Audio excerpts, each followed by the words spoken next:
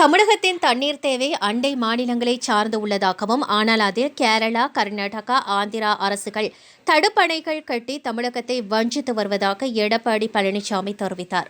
கடந்த 17ஆம் தேதி மறைந்த முன்னாள் மேயர் மலரவன் வீட்டுக்கு இன்று வந்த முன்னாள் முதல்வர் எடப்பாடி பழனிசாமி மலரவன் உருவப்படத்துக்கு மலரஞ்சலி செலுத்தினார். அவரது குடும்பத்தினருக்கு ஆறுதல் தெரிவித்தார்.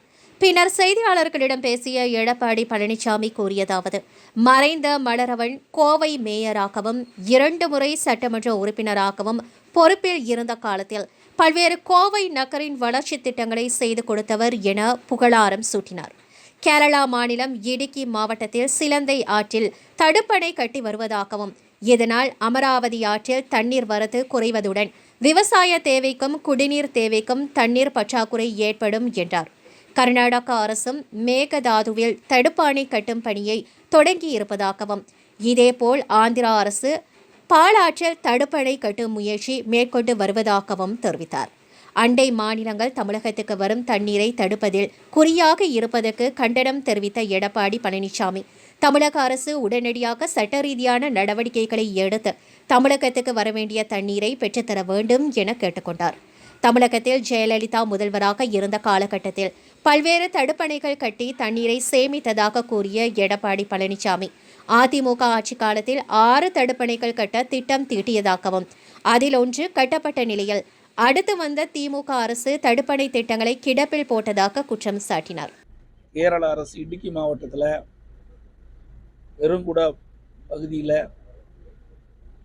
சிலந்தி ஆற்றின் குறுக்கே தடுப்பணை கட்டப்படுவதாக செய்திகள் வந்துள்ளன. இந்த சிலந்தி ஆற்றின் உற்பத்தி ஆகின்ற நீர்தான் அமராவதி அணைக்கு வருகிறது.